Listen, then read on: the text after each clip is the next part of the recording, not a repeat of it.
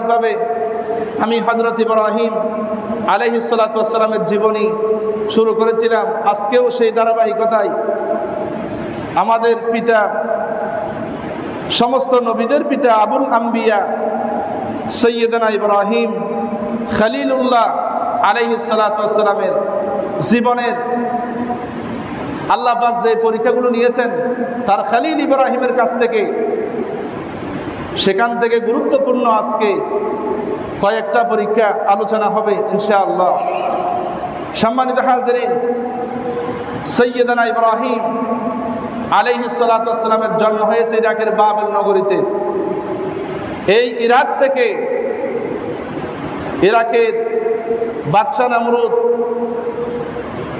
হযরত ইব্রাহিমকে মারার জন্য চেষ্টা করেছে আগুনের মাধ্যমে, কিন্তু মারতে পারে নাই, বাঁচিয়ে দিলেন আল্লাহ পাক।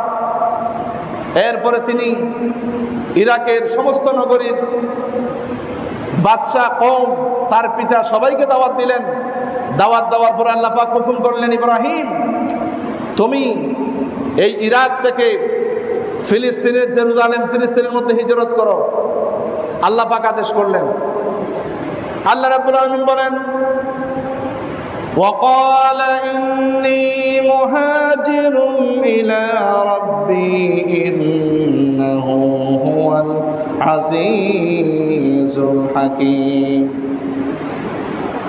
আল্লাহ পাক বলেন, হযরত ইব্রাহিম আলাইহিস সালাম বললেন, আমি আল্লাহর উদ্দেশ্যে আমি হিজরত করতেছি। আল্লাহ পাক আমার গন্তব্যে আল্লাহ পাক অবশ্যই আমাকে পৌঁছিয়ে দিবেন। সুবহানাল্লাহ। আল্লাহ পাক বললেন, ইব্রাহিম তুমি এবং তোমার ভাতিজা লূত তোমরা হিজরত করো, এমন জমিনে হিজরত করবা সেই জমিনের মধ্যে আমি বরকত রেখেছি। সুবহানাল্লাহ, সুবহানাল্লাহ। আল্লাহ পাক বলেন, وَنَجَّيْنَاهُ وَلُوطًا إِلَى الْأَرْضِ الَّتِي بَارَكْنَا فِيهَا لِلْعَالَمِينَ।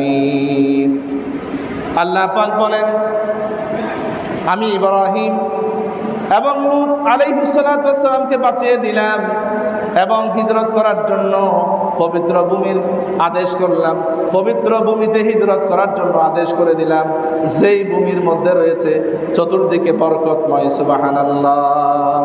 সুতরাং হযরত ইব্রাহিম আলাইহিস সালাতু ওয়াস সালাম ইরাক থেকে ফিলিস্তিনে তিনি হিজরত করবেন। আবার হযরত ইব্রাহিম আলাইহিস সালাতু ওয়াস সালাম বললেন, وقال إني ذاهب إلى ربي سيهدين। আমি আল্লাহ পাকের উদ্দেশ্যে ইরাক থেকে ভ্রমণ করলাম, সফর করলাম, আল্লাহ পাক আমাকে হেদায়েতের রাস্তা দেখিয়ে দিবেন অবশ্যই। সুবহানাল্লাহ। সুতরাং পয়গম্বররা তাদের কোনো ঘরবাড়ি নাই। আল্লাহ পাকের খলিল ইব্রাহিম আলাইহিস সালাতু ওয়াস সালামকে আল্লাহ পাক বললেন, তুমি হিজরত করো। পয়গম্বরের ঘর নাই, বাড়ি নাই, স্ত্রী নাই, কিছু নাই, এমনকি জন্মদাতা পিতা পর্যন্ত দূরে চলে গেছে। হযরত ইব্রাহিম আলাইহিস সালাতু ওয়াস সালামের জন্য আল্লাহ ছাড়া দুনিয়ার জমিনে কেউ নাই। সুবহানাল্লাহ, সুবহানাল্লাহ। এই হযরত ইব্রাহিম ইরাক থেকে আপনার ফিলিস্তিনে গেলেন। ওখানে ফিলিস্তিনের বাদশাহ তার মেয়ের বিয়ে দিবেন, পাত্র পছন্দ হচ্ছে, নির্বাচন করা হচ্ছে। 40 দিন পর্যন্ত চলে গেল। ওখানে গিয়ে হেঁটে হেঁটে পৌঁছলেন হযরত ইব্রাহিম খলিল। হযরত ইব্রাহিম খলিল বললেন, আল্লাহ এখানে সমস্ত ফিলিস্তিনের বাদশার ছেলে, নবরাজ, যুবরাজ, সমস্ত সবাই ফিলিস্তিনের বাদশার মেয়েকে বিয়ে করার জন্য লাইনে দাঁড়িয়েছে বিগত 40 দিন পর্যন্ত। আল্লাহ আমি কি দাঁড়াবো? আল্লাহ বললেন, ইব্রাহিম তুমি লাইনের মধ্যে দাঁড়িয়ে যাও। সুবহানাল্লাহ, সুবহানাল্লাহ। তারপরে লাইনের মধ্যে দাঁড়িয়ে গেলেন। এখন এদিকে হযরতে সারা আলাইহিস সালাতু ওয়াস সালাম বান্ধবীদেরকে বললেন, ও আমার বান্ধবীরা, আজকে বিগত 40টা দিন আমি যার জন্য অপেক্ষা করেছি, আমার সেই উপযুক্ত স্বামী আমি পেয়ে গেছি বলি আলহামদুলিল্লাহ আলহামদুলিল্লাহ। পিছন থেকে ইব্রাহিম খলিলের নূর, নবুয়তের নূর দেখে হযরতে সারা আলাইহিস সালাতু ওয়াস সালাম তিনি বললেন বান্ধবীদেরকে, আমি আমার স্বামী পেয়ে গেছি। যখন সামনে আসলেন হযরত ইব্রাহিম খলিল সিরা জামা নিয়ে তিনি মাথা নত করে তিনি দাঁড়িয়ে গেলেন, নম্রভদ্রভাবে দাঁড়িয়ে গেলেন। তারপরে বান্ধবীদেরকে দেখাই দিলেন। বান্ধবীরা বলতেছে, সারা 40 দিন পর্যন্ত তুমি পাত্র খুঁজতে খুঁজতে পাগল হয়ে গেছো, এইরকম গরিব একটা মানুষকে তুমি স্বামী হিসেবে নির্বাচন করতেছো, তোমার মাথা কি ঠিক আছে? এইভাবে করে হযরতে সারা বললেন, হযরতে সারা আলাইহিস সালাতু ওয়াস সালাম ছিলেন পৃথিবীর সর্বশ্রেষ্ঠ সুন্দরী মহিলা। এই পৃথিবীর শুরু থেকে সবচেয়ে সুন্দর মহিলা ছিলেন হযরতে মা হাওয়া আলাইহিস সালাতু ওয়াস সালাম। এরপরে হযরতে হাওয়া আলাইহিস সালাতু ওয়াস সালামের হুবহু চেহারার অধিকারী ছিলেন হযরতে সারা আলাইহিস সালাতু ওয়াস সালাম। হযরতে সারা আলাইহিস সালাতু ওয়াস সালাম ছিলেন সবচেয়ে সুন্দর নারী। সেই সুন্দর নারীর জন্য তিনি পাত্র নির্বাচন করলেন। হযরতে সারা হযরত ইব্রাহিম আলাইহিস সালাতু ওয়াস সালামকে পছন্দ করলেন। সেখানে ফিলিস্তিন কিছুদিন থাকলেন। থাকার পরে আল্লাহ বললেন, ইব্রাহিম এবার তুমি ফিলিস্তিন থেকে মিশর যাও। এখন তিনি মিশর যাত্রা করবেন, স্ত্রীকে সঙ্গে নিয়ে যাবেন। হযরতে সারা বললেন, প্রাণের স্বামী আমিও আপনার সাথে যাব। তখন হযরত ইব্রাহিম বললেন, তুমি যদি আমার সাথে যাও তাহলে এই মিশরের মানুষের নীতি নৈতিকতা, আদর্শ, পরিবেশ পরিস্থিতি আমি জানি না, তুমি যদি যাও, যদি কোনো বিপদ হয়। হযরতে সারা বললেন, প্রাণের স্বামী আমি আপনার স্ত্রী, আপনার বিপদে আপদে আপনার পাশে থাকাই হচ্ছে একটা স্ত্রীর কর্তব্য। এই জন্য যত বিপদ আসুক আমি আল্লাহর উপরে তাওয়াক্কুল করব বলি সুবহানাল্লাহ সুবহানাল্লাহ। তিনি যখন মিশরে গমন করলেন, মিশরে যাওয়ার পথেই তিনি মানুষদেরকে জিজ্ঞেস করবেন মিশরের অবস্থা কেমন, কারণ মানুষের ব্যালেন্স বুঝে দাওয়াত দিতে হবে। দিনের দাওয়াত দেওয়ার জন্য তিনি মিশরে গেলেন। একটা বৃদ্ধ মহিলার ঘরে আশ্রয় নিলেন, বৃদ্ধ বয়স্ক মুরব্বীর ঘরে আশ্রয় নিলেন। জিজ্ঞেস করলেন মিশরের মানুষগুলি কেমন, বাদশা কেমন। তখন ওই মিশরের বয়স্ক মুরব্বী বললেন, মিশরের বাদশার চরিত্র খুবই খারাপ, সে নারীর প্রতি লোভাতুর, নারীকে চরিতার্থ করা তার হচ্ছে প্রধান কাজ। এটা বুঝে রাতটা ওখানে কাটালেন। সকালবেলা তিনি বের হয়ে গেলেন। তখন হযরতে সারা আলাইহিস সালাতু ওয়াস সালামকে বললেন, সারা তুমি চিন্তা করিও না, আমাদের সাথে আল্লাহ আছে, রব্বি সায়াহদিন, আল্লাহ পাক অবশ্যই আমাদের জন্য হেদায়েতের রাস্তা খুলে দিবেন। বলি সুবহানাল্লাহ সুবহানাল্লাহ। আল্লাহ পাক বলেন, আমার পয়গম্বর, আমার মুমিন বান্দা যদি আমার উপরে তাওয়াক্কুল করে, ভরসা করে, আমি তাদেরকে রাস্তা খুলে দেওয়ার জন্য আমি আল্লাহর উপরে ওয়াজিব। আল্লাহ পাক বলেন, ওয়া কানা হাক্কান আলাইনা নাসরুল মুমিনিন, মুমিন বান্দাদেরকে বিপদের অবস্থায় সহযোগিতা করা আমি আল্লাহর উপরে ওয়াজিব। সুবহানাল্লাহ। শুধু তাই নয়, আল্লাহ পাক আরো বলেন, وَمَن يَتَّقِ اللَّهَ يَجْعَل لَّهُ مَخْرَجًا, আল্লাহ পাক বলেন আমাকে যদি ভয় করে তাহলে আমি আল্লাহ বিপদ থেকে বাঁচার জন্য রাস্তা খুলে দেব। সুবহানাল্লাহ। হযরত ইব্রাহিম খলিল এবং হযরতে সারা চলে গেলেন। তারপরে সেই চরিত্রহীন বাদশার লোকেরা পাঠিয়ে দিল, সুন্দরী রমণী নারী মিশরের মধ্যে গমন করেছে, সেনাবাহিনীর লোক পাঠিয়ে দিল। আমাদের দেশে যারা এমপি মন্ত্রী বলেন, ম্যাক্সিমাম এমপি মন্ত্রীদের চরিত্র ঠিক নাই। এরা বয়স্ক হয়ে গেছে, বুড়া হয়ে গেছে, এরপরেও তাদের চরিত্রের মধ্যে 100% সিউরিটি দিয়ে কোনো এমপি মন্ত্রী বলতে পারবে না। ম্যাক্সিমাম রাজা বাদশাহ এমপি মন্ত্রী চরিত্রহীন হয়ে যায়, নিজের লোভ সামলাইতে পারে না। বাংলাদেশে এরকম অনেক জরিপ আছে, অনেক উদাহরণ আছে। সুতরাং হযরত ইব্রাহিম এবং সারাকে গ্রেফতার করলেন মিশরের বাদশা। তারপরে বললেন এই মহিলাটিকে। হযরত ইব্রাহিম সারা কি করলেন?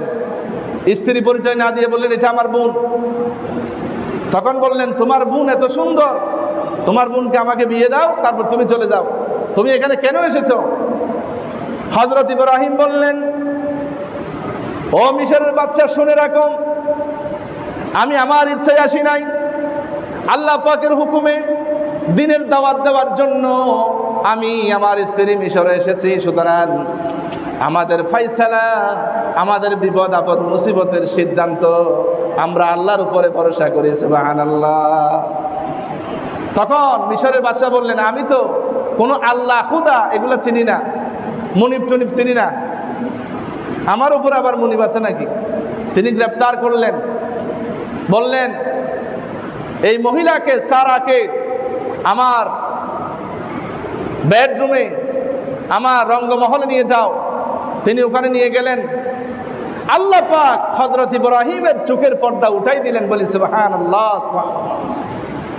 আল্লাহ পাক বলেন وَكَذَلِكَ نُرِي إِبْرَاهِيمَ مَلَكُوتَ السَّمَاوَاتِ وَالْأَرْضِ وَلِيَكُونَ مِنَ الْمُوقِنِينَ।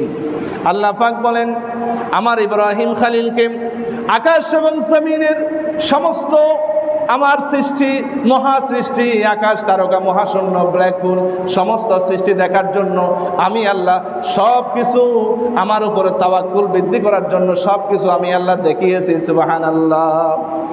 এখন হযরত ইব্রাহিমকে বাইরে রেখে ভিতরের মধ্যে হযরত সারা আলাইহিস সালাতু ওয়াস সালামকে নিয়ে গেলেন। নিয়ে যাওয়ার পরে আল্লাহ পাক বললেন জিবরাইল, আমার খলিল ইব্রাহিমের চোখের পর্দাকে উঠাই দাও। যখন হযরত ইব্রাহিমের চোখের পর্দা যখন উঠাই দেওয়া হলো, ওই যে হযরত সারা রুমের ভিতরে কোথায় আছে দেখার জন্য আল্লাহ পাক ব্যবস্থা করে দিলেন। এখন মিশরের চরিত্রহীন বাদশা হযরত সারার দিকে যখন হাত বাড়ালেন, তারপরে হযরত সারা বললেন, আল্লাহকে আরজ করলেন। হযরত সারা বললেন ও মিশরের বাদশা, তুমি আমার সাথে যে আচরণ করবা এর আগে কিন্তু আমাকে সামান্য সময় দাও, আমি 2 রাকাত নামাজ পড়ব।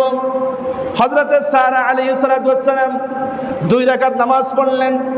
নামাজ পড়ার পরে আল্লাহর কাছে হাত তুলে বললেন আল্লাহুম্মা ইন্নী কুনতু আমানতু বিকা, আয় আল্লাহ তোমার উপরে যদি আমি ঈমান এনে থাকি, ওয়া বিরাসূলিকা তোমার রাসূলের উপরে যদি ঈমান এনে থাকি, ওয়া আহসানতু ফারজি আমার সতীত্বকে যদি আমি হেফাজত করে থাকি, ইল্লা আলা যাওজি আমার স্বামী ব্যতীত, তাহলে ফালা তুসাল্লিতু আলাইয়াল কাফির, তাহলে দুনিয়ার জমিনের কোন কাফেরকে, মিশরের বাদশাকে আমার উপরে বিজয়ী হওয়ার জন্য সুযোগ তুমি দিবে না। সুবহানাল্লাহ। হযরত সারা আল্লাহর কাছে দরখাস্ত করলেন, দরখাস্ত মঞ্জুর হয়ে গেল। মিশরের বাদশা হযরত সারার দিকে হাত দিবেন, এই হাত দেওয়ার সাথে সাথে ফাকুত্তা হাত্তা রাকাদা বিরিজলাই, আল্লাহ পাক এই মিশরের বাদশার হাতকে এবং পা দুটাকে অবশ করে দিলেন, প্যারালাইজ করে দিলেন। সুবহানাল্লাহ।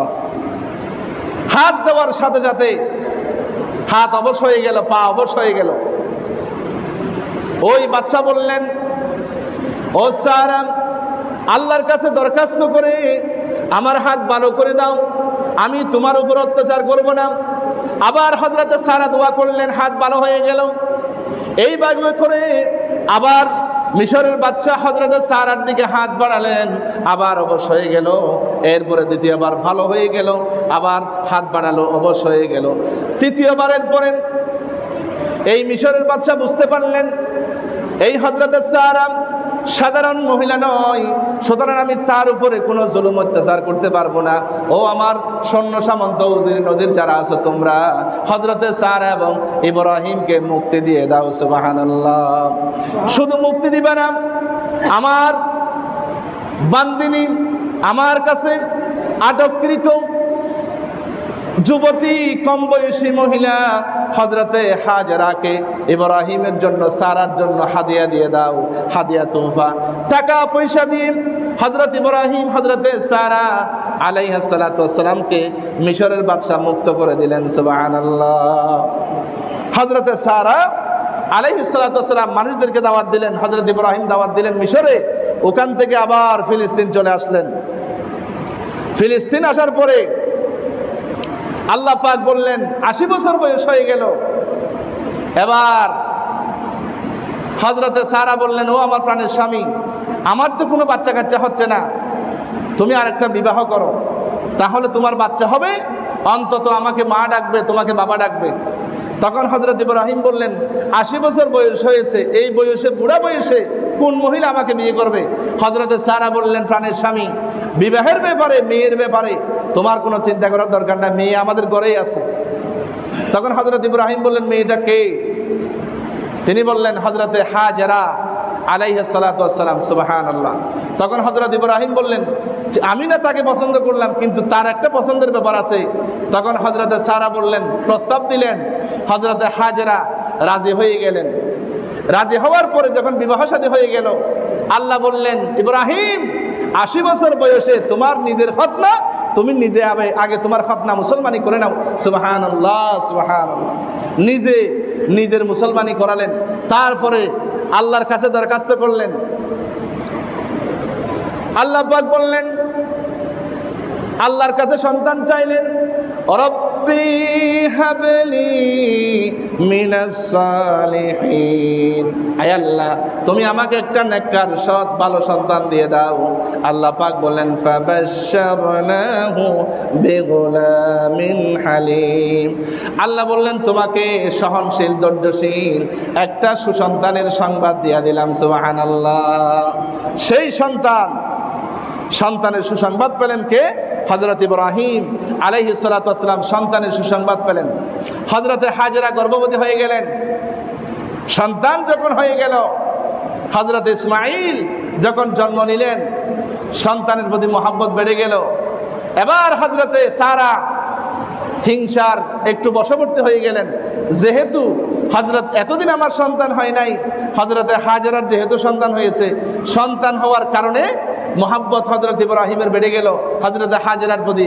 হযরতে সারা বললেন, এই ফিলিস্তিন থেকে তোমার স্ত্রী হাজেরাকে, তোমার সন্তানকে আমার চোখের আড়াল করে দাও। আল্লাহ হুকুম করলেন, ও আমার পয়গম্বর খলিল,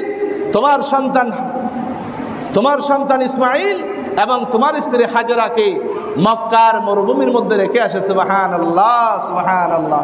এই ফিলিস্তিন জেরুজালেম থেকে মক্কা প্রায় 1500-1600 কিলোমিটার দূরে। সেখানে হযরতে হাজেরা, হযরতে ইসমাঈল কলিজার টুকরা সন্তানকে রেখে আসলেন। এবার রেখে আসার পরে সন্তান এবং হযরতে হাজেরাকে রেখে আসতেছেন, পিছনের দিকে তাকাচ্ছে না, লা ইয়ালতাফিতু ইলাইহা, পিছনের দিকে তাকাচ্ছে না। হাদিস শরীফের মধ্যে এসেছে। হযরতে সারা জিজ্ঞেস করলেন, হযরতে হাজরা বললেন, ইয়া যাওজি, ইয়া যাওজি, ও আমার প্রাণের স্বামী, আইনা তাযহাব, তুমি কোথায় যাচ্ছ? লিমাযা তাতরুকুনা বিহাযাল ওয়াদি আল্লাযী লাইসা ফীহি ইনসুন ওয়ালা জিন, ও আমার প্রাণের স্বামী, যেখানে মানুষ নাই, জনশূন্য এলাকা, খাবার নাই, পানি নাই, এই মহাশূন্য মরুভূমি, এখানে কেন আমাকে এবং আমার বাচ্চাকে তুমি রেখে যাচ্ছ বলো? হযরত ইব্রাহিম কোনো কথা বলে না।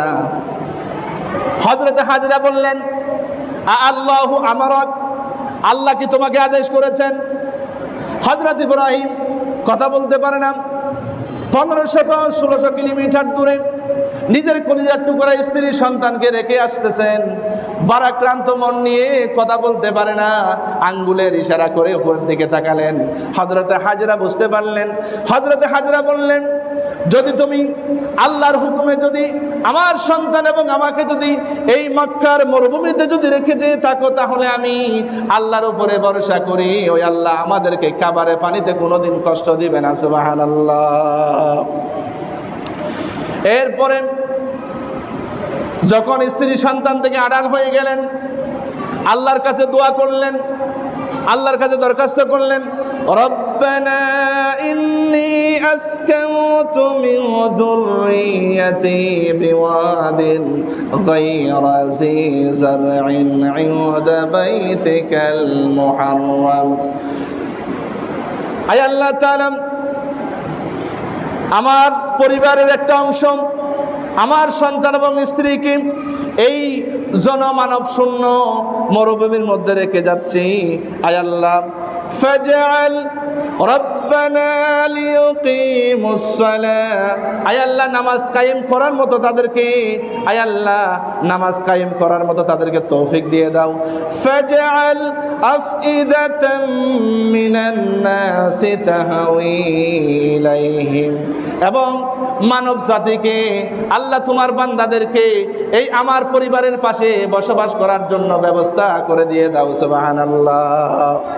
ওয়ারযুকহুম মিনাস সামারাত, এবং ফল ফলাদি দিয়ে তাদেরকে খাদ্য দিয়ে দাও, খাদ্যের ব্যবস্থা করে দাও। সুবহানাল্লাহ। হযরত ইব্রাহিম চলে আসলেন। হযরত ইব্রাহিম ফিলিস্তিন থেকে মোট 5 বার মক্কা মুকাররমায় গিয়েছিলেন। সুবহানাল্লাহ, সুবহানাল্লাহ। একবার গিয়েছেন পরিবারকে রাখার জন্য, দ্বিতীয়বার গিয়েছেন সন্তানকে কুরবানি করার জন্য, এরপরে আরো 2 বার গেলেন পরিবার। হযরত ইসমাইল বিবাহ করলেন, এই বিবাহ অবস্থায় 2 বার গেলেন। এরপরে 5ম বারে গেলেন, হযরত ইসমাইলকে নিয়ে আল্লাহ পাক কাবাঘর বানানোর জন্য আদেশ করলেন, সেই আদেশ পালনের জন্য মোট 5 বার গিয়েছিলেন। সুবহানাল্লাহ, সুবহানাল্লাহ। এবার হযরত ইব্রাহিম আলাইহিস সালাতু ওয়াস সালাম দ্বিতীয়বার গেলেন, মক্কাতে গেলেন। যাওয়ার পরে কেউ বলতেছেন হযরত ইসমাইলের বয়স মাত্র 8 বছর, কেউ বলেছেন 9 বছর, কেউ বলেছেন 10 বছর। তখন হযরত ইব্রাহিম গিয়ে বললেন, হযরত ইব্রাহিম আলাইহিস সালাতু ওয়াস সালাম ফিলিস্তিন থেকে মক্কায় গিয়ে বললেন, হাজরা তোমার সন্তানকে সাজিয়ে দাও, গুছিয়ে দাও, তোমার সন্তানকে নিয়ে আমি একটু জিয়াফত খেতে যাব। তখন হযরত ইব্রাহিম নিজের জামার আস্তিনের ভিতরে তিনি ছুরি নিলেন আর রশি নিলেন। নেওয়ার পরে সন্তানকে সাজিয়ে দেওয়া হলো। এরপরে তিনি হাঁটতেছেন, যাওয়ার পথে শয়তান পেয়ে বসলো। প্রথমে হাজরার কাছে আসলো, হাজরা তোমার সন্তানকে তোমার স্বামী নিয়ে যাচ্ছে তোমার সন্তানকে জবাই করার জন্য। হযরত হাজরা বললেন, তুমি কি বলো, কোনো পিতা কি সন্তানকে জবাই করতে পারে নাকি? তখন বললেন, শয়তান বললেন, তোমার স্বামীকে নাকি তোমার খোদা আদেশ করেছে কুরবানি করার জন্য, সেজন্য নিয়ে যাচ্ছে। তখন হযরত হাজরা বললেন, তাহলে তোমার খোদা বললা কেন? তোমার খোদা না? তখন হযরত হাজরা বলেন, আমি বুঝতে পারলাম তুমি শয়তান, তুমি আমাকে ধোঁকা দিচ্ছ। সুতরাং শয়তান, শুনে রাখো, যদি আল্লাহ পাক যদি আমার সন্তানকে জবাই করার জন্য আদেশ করে থাকে, তাহলে এই রকম হাজার ইসমাইলকে জবাই দেওয়ার জন্য আমি হাজরা রাজি আছি। বলেন সুবহানাল্লাহ, সুবহানাল্লাহ। এরপরে শয়তান সুযোগ না পেয়ে এবার হযরত ইসমাইলের কাছে গেলেন। দুইজন যখন হাত ধরে হাঁটতেছেন, তখন হযরত ইসমাইলকে আলাদা করলেন। আলাদা করার পরে ইসমাইলকে বলতেছে কানে কানে, ইসমাইল তোমার বাবা তোমাকে নিয়ে যাচ্ছে তোমাকে জবাই করার জন্য। তখন হযরত ইসমাইল বললেন, এই পৃথিবীর কোনো পিতা সন্তানকে জবাই করতে পারে না। শয়তান বলতেছে, যদি আমার কথা বিশ্বাস না হয় তাহলে তুমি তোমার বাবার জামার আস্তিনের ভিতরে দেখবা, তোমার বাবা জামার ভিতরে ছুরি নিয়েছেন আর রশি নিয়েছেন। তখন হযরত ইসমাইল বললেন, ছুরি কেন নিল? তখন শয়তান বলল, আল্লাহ নাকি হুকুম করেছেন তোমার বাবাকে তোমাকে কুরবানি করার জন্য, সেজন্য তোমার আল্লাহর হুকুম পালন করার জন্য তোমাকে নিয়ে যাচ্ছে। এই কথা শুনে হযরত ইসমাইল বললেন, আমি বুঝতে পেরেছি তুমি শয়তান আমাকে ধোঁকা দিচ্ছ, সুতরাং আমি তোমার কথা শুনবো না। হযরত ইসমাইল এখান থেকে 7টা কঙ্কর নিয়ে মিলাই শয়তানের দিকে নিক্ষেপ করলেন। আল্লাহ পাক এই কঙ্কর নিক্ষেপ করা হাজীদের জন্য ওয়াজিব করে দিলেন। সুবহানাল্লাহ। হযরত ইসমাইল শয়তানকে 7টা কঙ্কর নিক্ষেপ করলেন। এরপরে হযরত ইসমাইল বললেন, ও শয়তান শুনে রাখো, যদি এই আরবের মক্কা নগরীর অসংখ্য সন্তান থাকতে যদি আল্লাহ যদি আমাকে জবাইয়ের জন্য যদি কবুল করে থাকে, আমি ইসমাইল আল্লাহর হুকুম পালন করার জন্য আমার বাবা আমাকে জবাই করবে, আমি আল্লাহর উপরে আল্লাহর রাস্তায় কোরবানি হওয়ার জন্য আমি প্রস্তুত হয়ে গেছি। সুবহানাল্লাহ। এরপরে যখন মিনায় চলে গেলেন, তারপরে হযরত ইব্রাহিম বলতেছেন, আব্বা তোমাকে আমি এখন একটা ঘটনা বলবো, আমি স্বপ্নে দেখেছি তোমাকে আমি জবাই করতেছি। আল্লাহ পাক বলেন, ফালাম্মা বালাগা মাআহু সা'য়া ক্বালা ইয়া বুনাইয়া ইন্নী আরা ফিল মানাম আন্নী আযবাহু ফানজুর মাযা তারা।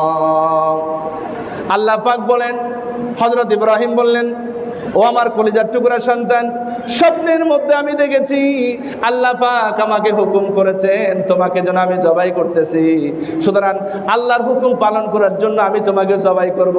এবার তোমার মত কি বলো? ফানজুর মাযা তারা, তোমার রায় কি, তোমার মত কি, তুমি কি বলো?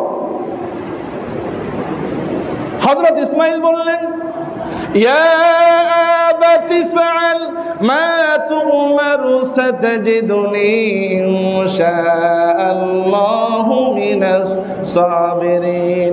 ও আমার আব্বাজান, আল্লাহ পাক আপনাকে হুকুম করেছেন আমাকে জবাই করার জন্য, আপনি আল্লাহর হুকুম পালন করুন, আমি জবাই হয়ে যাব। আপনি জবাইয়ের ব্যবস্থা করেন, তবে আমার 3টা শর্ত আছে। 1 নাম্বার শর্ত হলো, আপনি যখন আমাকে জবাই করবেন আমার মুখটাকে আমার চোখটাকে বেঁধে ফেলবেন। 2 নাম্বার শর্ত হলো, আমার হাত পা আপনার গায়ে লাগতে পারে, আপনার গায়ে লাগলে বেয়াদবি হয়ে যাবে, আমার পাগুলি একটু বেঁধে ফেলবেন। এরপরে 3 নাম্বারের শর্ত হলো, আমার মা হাজেরা, আমি তার একমাত্র সন্তান, আমি ছাড়া আমার মা থাকতে পারবে না। আমি জবাই হয়ে যাওয়ার পরে আমার রক্ত মাখা জামাটি আমার মা হাজেরার হাতে দিয়ে দিবেন। সুবহানাল্লাহ। হযরত ইব্রাহিম বাধার ব্যবস্থা করলেন, চোখটাকে বন্ধ করতে লাগলেন। হযরত ইসমাইল বলতেছেন, আব্বাজান আমাকে বাধার দরকার নাই, আমার চোখটা বন্ধ করে দেন, আমার হাত পা চোখ কোনো কিছু বন্ধ করার দরকার নাই। পরবর্তী মানুষেরা বলবে, আল্লাহর হুকুম পালন করতে গিয়া হযরত ইসমাইল আল্লাহর হুকুমে রাজি ছিল না, বিদায় হাত পা বেঁধে জবাই করা হয়েছে, সুতরাং মানুষেরা আমার উপরে ব্লেম দেবে, তুহমত দিবে, আমি সেই কথা বলার সুযোগ দেব না। সুতরাং আমাকে বাধার দরকার নাই, আমার চোখ বন্ধ করার দরকার নাই, আপনি শুধুমাত্র আমার উপরে ছুরি চালান, আমি জবাই হয়ে যাব, আমি নাড়াচাড়া করব না। সুবহানাল্লাহ। আল্লাহ পাক বলেন, জিবরাইল তাড়াতাড়ি করে তুমি আমার ইব্রাহিম খলিলের কাছে চলে যাও, ইব্রাহিম ইসমাইলের গলার উপরে ছুরি চালাবে। হযরত জিবরাইল বললেন, ইয়া রাসূলুল্লাহ, আমি আমার জীবনে 3 বার সবচেয়ে দ্রুত গতিতে আরশ আজিমের নিচ থেকে আমি নেমে এসেছি দুনিয়ার জমিনে। একবার হলো হযরত ইউসুফ আলাইহিস সালাতু ওয়াস সালামকে যখন 11 ভাই যখন কুয়ার ভিতরে ফেলে দিয়েছিল, ওই সময় আমি আরশ আজিম থেকে মুহূর্তের মধ্যে জমিনের মধ্যে নেমে এসেছিলাম। দ্বিতীয়বার যখন তায়েববাসীরা যখন আমার আল্লাহর নবীকে পাথর মেরেছিল, সেই সময় আমি আল্লাহর পক্ষ থেকে দ্রুত গতিতে নেমে এসেছিলাম। 3 নম্বরে হযরত ইব্রাহিম যখন তার কলিজার টুকরা সন্তানকে জবাই করার জন্য প্রস্তুতি নিয়েছিল, আমি সেই সময় এত দ্রুত গতিতে নেমে এসেছি, আমি জিবরাইলের অত্যন্ত কষ্ট হয়েছিল। সুবহানাল্লাহ। আল্লাহ পাক বলেন, ফালাম্মা আসলামা ওয়া তাল্লাহু লিল জাবিন। আল্লাহ বললেন, যখন পিতা পুত্র দুজন যখন জবাইয়ের জন্য ওয়া তাল্লাহু লিল জাবিন কাঁধ যখন রেডি করে দিল, নত করে দিল, 2 জন যখন এই কুরবানি করার জন্য আত্মসমর্পণ করলো, আল্লাহ পাক বললেন, ওয়ানাদাইনাহু আইয়া ইব্রাহিম। আমি আল্লাহ ডাক দিলাম ইব্রাহিমকে। যখন হযরত ইব্রাহিম ইসমাইলকে চিৎ করে শোয়া যখন ছুরি ধরলেন, আল্লাহ বললেন, আমি ডাক দিয়া দিলাম, ছুরিকে আমি আদেশ দিলাম, আমার ইব্রাহিমের আমার ইসমাইলের একটা পশমও কাটতে পারবা না। আল্লাহ পাক যখন হুকুম করলেন, হযরতে জিবরাইল তাড়াতাড়ি জান্নাত থেকে একটা দুম্বা এনে ডুম্বা দিলেন। এরপরে আল্লাহ পাক ডেকে বললেন, ওয়ানাদাইনাহু ইয়া ইব্রাহিম, হে আমার ইব্রাহিম, قد صدقت الرؤيا إنا كذلك نجزي المحسنين, তোমাকে আমি যেই পরীক্ষা করেছিলাম, আমি ইসমাইল জবাই হয়ে যাক সেটা আমি চাই নাই, আমি জাস্ট তোমাকে পরীক্ষা করেছি। আকাশের ফেরেশতারা অস্থির হয়ে গেল, আল্লাহ তুমি কিভাবে হযরত ইব্রাহিমকে এত বড় পরীক্ষায় ফেললা? তখন আল্লাহ বললেন, আমার কুদরত তোমরা মহিমা তোমরা বুঝবা না, সুতরাং আমার ইসমাইল জবাই হবে সেটা আমি চাই নাই। আল্লাহ পাক বললেন, ইন্না হাযা লাহুয়াল বালাউল মুবিন, এটা ছিল হযরত ইব্রাহিমের জন্য সবচেয়ে বড় পরীক্ষা। আল্লাহ বললেন, ওয়া ফাদাইনাহু বিযিবহিন আযীম, আল্লাহ বললেন আমি ইসমাইলকে জবাই থেকে মুক্ত করে দিলাম এবং বড় মহান জবাইয়ের বিনিময়ে আমার ইসমাইলকে আমি কুরবানি থেকে মুক্ত করে দিলাম। বলি সুবহানাল্লাহ, সুবহানাল্লাহ। আল্লাহ বললেন, ওয়া তারাকনা আলাইহি ফিল আখিরিন, পরবর্তীতে কুরবানি করার জন্য আল্লাহ পাক ব্যবস্থা করলেন। সম্মানিত হাজিরিন, এই জন্য হযরত ইব্রাহিম আলাইহিস সালাতু ওয়াস সালাম, হযরতে সারা আলাইহিস সালাতু ওয়াস সালাম, হযরতে হাজেরা আলাইহিস সালাতু ওয়াস সালাম, হযরতে ইসমাইল, যাদের বিনিময়ে আমরা হজ নামক একটা ইসলামের স্তম্ভ আমরা ইবাদত হিসাবে গণ্য করার জন্য হজ করার সুযোগ পেয়েছি, যাদের অবদান তারা হলেন হযরত ইব্রাহিম আলাইহিস সালাতু ওয়াস সালাম এবং হযরতে ইসমাইল, হযরতে হাজেরা আলাইহিস সালাতু ওয়াস সালাম। সম্মানিত হাজিরিন, এই জন্য জিলহজ মাসের প্রথম 10 দিন হলো পৃথিবীর মধ্যে সর্বশ্রেষ্ঠ দিন। রমজানের মধ্যে শেষ 10 দিন সবচেয়ে বড়, তার চেয়ে বড় হলো জিলহজ মাসের প্রথম 10 দিন, যেখানে কুরবানি হয়েছে, যেখানে আরাফাতের দিন রয়েছে, যেখানে মিনাই কুরবানি রয়েছে, যেখানে মিনাই রমে জিমার পাতন নিক্ষেপ রয়েছে। সমস্ত ইবাদতগুলি আল্লাহ পাক জিলহজ মাসের প্রথম 10 দিনের মধ্যে দিয়েছেন। সুবহানাল্লাহ, সুবহানাল্লাহ। সুতরাং সম্মানিত হাজিরিন, সময় শেষের দিকে আমি বলতে চাই যে অবশ্যই একটা কেমন পরিবার ছিল হযরত ইব্রাহিমের পরিবার? তাকওয়া ভিত্তিক পরিবার ছিলেন। হযরতে সারা আলাইহিস সালাতু ওয়াস সালামের ঈমান আপনারা দেখলেন মিশরের মধ্যে, হযরতে হাজেরার পরীক্ষা দেখলেন, হযরত ইব্রাহিমের পরীক্ষা দেখলেন, হযরত ইসমাইলের পরীক্ষা দেখলেন। কেমন ত্যাগ কুরবানি দিয়ে কেমন আদর্শ দৃষ্টান্ত আমাদের জন্য রেখে গেলেন। তিনি হলেন আমাদের পিতা, গোটা মুসলিম জাতির পিতা সাইয়্যিদানা ইব্রাহিম আলাইহিস সালাতু ওয়াস সালাম। বলি সুবহানাল্লাহ, সুবহানাল্লাহ। পৃথিবীর মধ্যে সর্বশ্রেষ্ঠ পরিবার হযরত ইব্রাহিম আলাইহিস সালাতু ওয়াস সালামের পরিবার। এই জন্য এই পরিবার ত্যাগ তিতিক্ষা, যারা আল্লাহকে খুশি করার জন্য একেবারে ইহসানের সহিত, যারা নীতি নৈতিকতার সহিত আল্লাহর উপরে ভরসা করবে 100%, আল্লাহ তাদেরকে বিজয় দান করবেন। সুতরাং সম্মানিত হাজিরিন, আজকে গোটা বিশ্বময় আজকে মুনাফিকদের অবস্থা চলতেছে, আজকে ভারতের উপরে মুসলমানদের উপরে নিপীড়ন চলতেছে, মুসলমানদেরকে জবাই করতেছে, প্যালেস্টাইনের মধ্যে ইসরায়েলের মারতেছে। আজকে ইব্রাহিমের সন্তানদের বড্ড প্রয়োজন, ইব্রাহিমের সন্তানদের ঈমান আজকে বড্ড প্রয়োজন। আল্লাহ পাক আমাদের সবাইকে ইব্রাহিমের ঈমান, ইব্রাহিমের সন্তানদের ঈমান যেভাবে হলে পরে আল্লাহ পাকের সহযোগিতা ওই যে বদর যুদ্ধের মধ্যে পেয়েছিলেন, আমাদেরকে সেই পরিপূর্ণ ঈমানদার মুমিন মুসলমান হওয়ার তৌফিক দান করুক। আমিন। হাযা মা ইনদি ওয়াল ইলমু ইনদাল্লাহ। ওয়াসসালামু আলাইকুম ওয়া রাহমাতুল্লাহ। যারা 4 রাকাত পড়েন নাই